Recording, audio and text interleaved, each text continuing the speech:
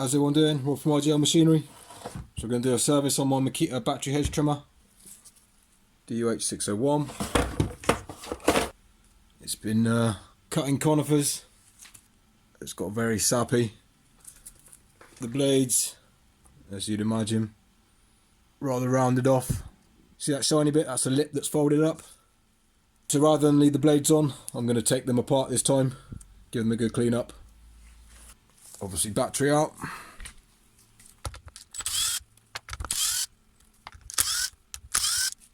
There's different size screws as well, so the middle ones are your long ones. Just remember that.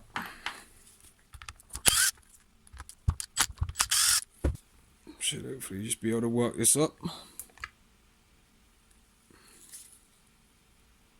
And I don't have gaskets on these ones for some reason, don't know why. But yeah, the connecting rod always seems to want to come off with this as well, not stay on that.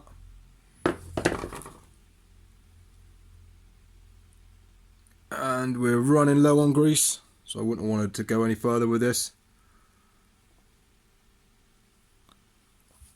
So it's these two Phillips. Normally these are pretty stiff. And just support the blade as well when you taking them off.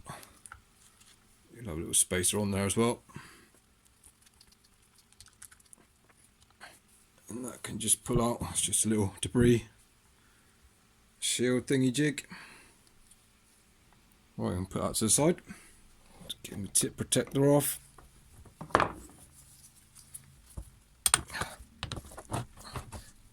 That's an 8mm for the nuts. I find it best to just crack them off just with the 8mm to start with, and then get your screwdriver in, and then you try and put your Phillips in there and undo it. You could end up rounding this Phillips head off, which is annoying. I don't know why they put Phillips heads on these things. It's a bit of a pain. Yeah, it's just got my vice out just to make it easier. So again, undo all these. And again, don't lose the spacers in the middle.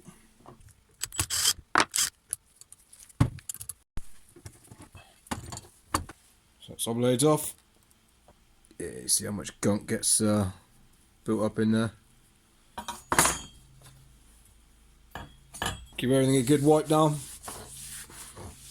There'll be a little friction plate on here as well, or whatever you call it. It's a good idea to get all these scraped off as well.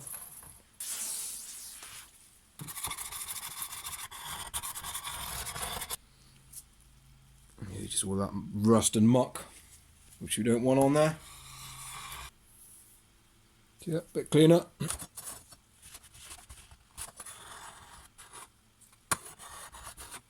Oh, so I just find chisels quick. It's quicker than a wire brush in my opinion anyway.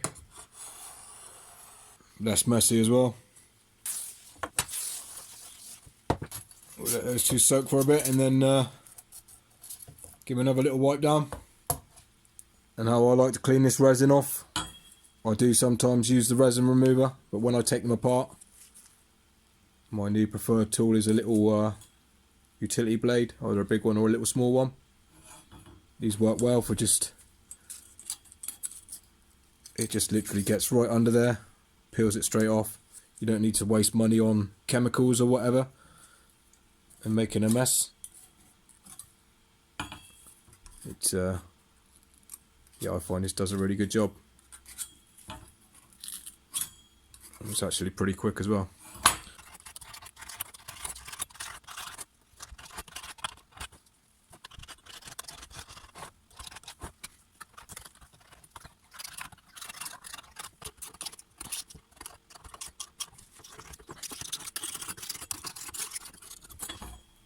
And there we go, a couple of minutes and that's pretty good. That's good enough to sort of go back on. I'm not worried about cleaning off the edges either, because I use an angle grinder. It can cope with it, but if they're really bad you might want to get a wire brush and sort it out.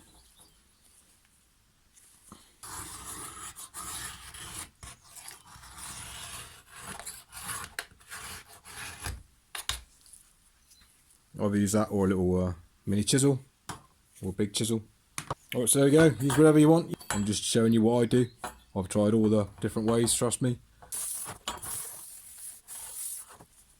Sometimes just go over with a little stiff brush. Right, so we're sharpening. Check on the underside of your blades. So you see this here, that's all rounded over. And there'll be a little lip that's formed on that top edge, which we need to get rid of. So you can see the rounding here.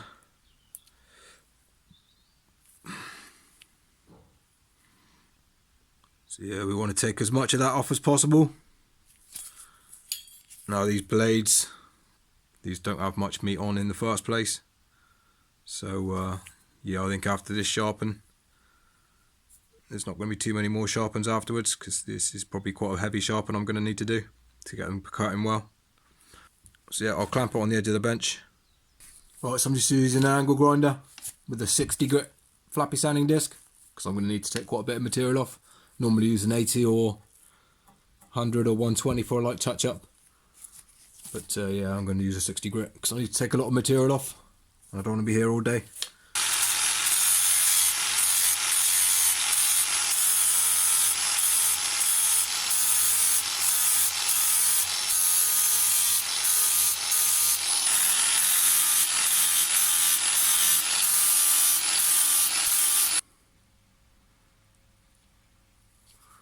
That's the first side done, and when I've finished sharpening the first side, we'll just have a quick look on the back, see if I've gone far enough.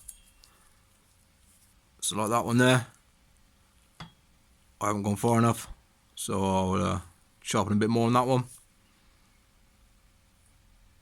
And again, I'm not going to take these all the way back to the flat, because yeah, I'm not going to have no blades left. As long as I get the majority of it off, I'm happy. So yeah, just work my way through them. Sharpen both sides, flip it over, do the other lot. Check on the backs, make sure you've gone far enough. Touch up the ones that you haven't gone far enough on. And yeah, on to the next step. Alright, so I'll sharpen all the edges. Got most of it off. There's still a few little bits of rounding, but yeah, don't want to take these blades too far back. There'll be nothing left. So I'm just going to do these end bits here. Quickest way I found to do these is with my little belt sander. You can just literally run them along.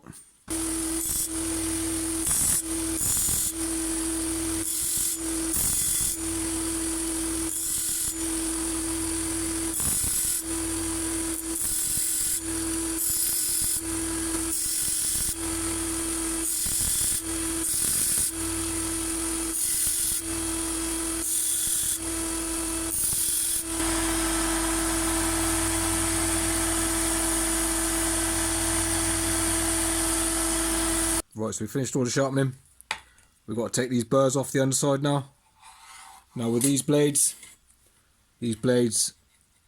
are concave, like that, exaggerated. On the underside they're not completely flat, so we can't just take our whetstone, sharpening stone, and do it like that. So we have to just focus on each half of the blades, if you know what I mean. So yeah, just get myself a flat surface and my whetstone, and then just stay on that half.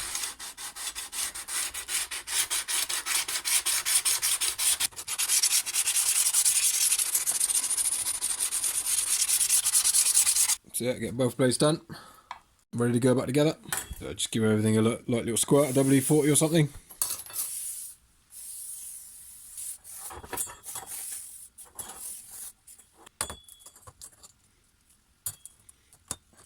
And then you can just get one in.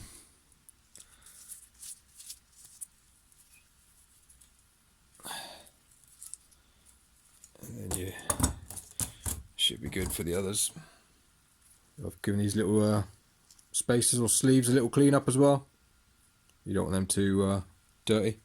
So yeah, just literally get all your nuts and bolts back in. Your spaces in the middle. And then tighten them down tight. tight as you can go. Right, so ready to get everything back together. What you want to try and do is look at where your spacing is for the holes for the screws here, and look at the gap between your little connecting rod hole and this little nub here, and carefully just pull it back so it's pretty much there, and then you won't be fighting it so much getting it back in.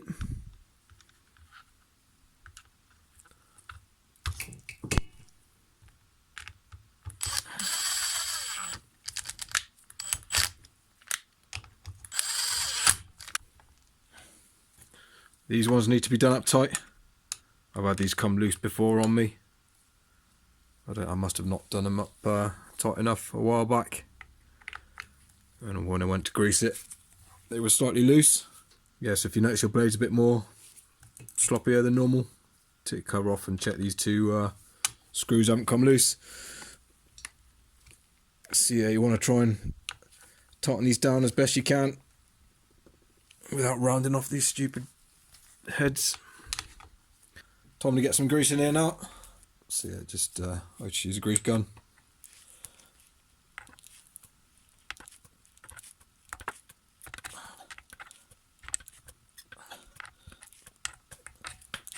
Oh, bollocks, I'm out of grease.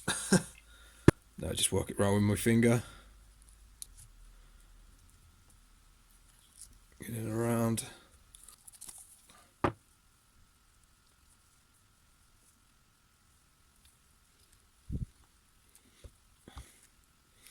Don't be shy with it. We can fish our connecting rod off that as well. Give it a bit of a wipe off maybe. Give that a little grease up as well.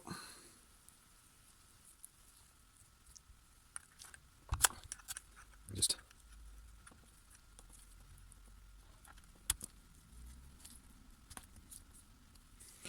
good. Again, that's pretty clean, so I'm not going to worry about that. Probably clean out this little trap screen.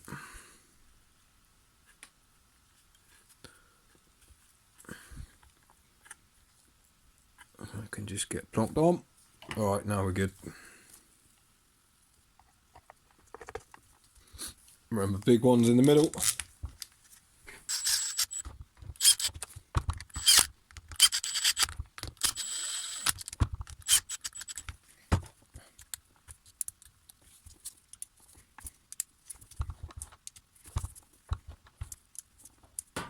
What you got to do is put these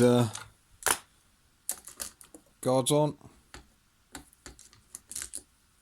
and your little tip protector.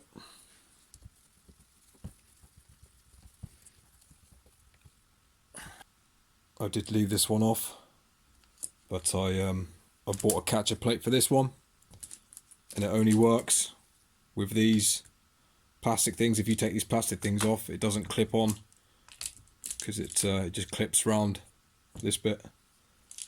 So yeah, I've had to put it back on.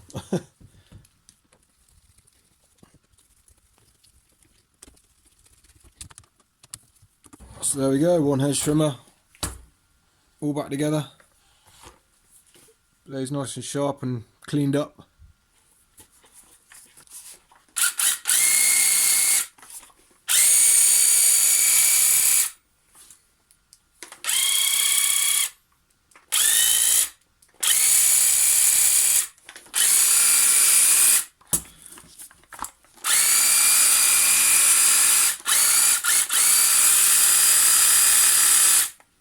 Yeah, that feels a lot smoother. You can just feel it. Less vibration. It will get a little bit quicker as well once the grease has worked its way around a bit. Have a little check over of everything else. Just make sure everything's working.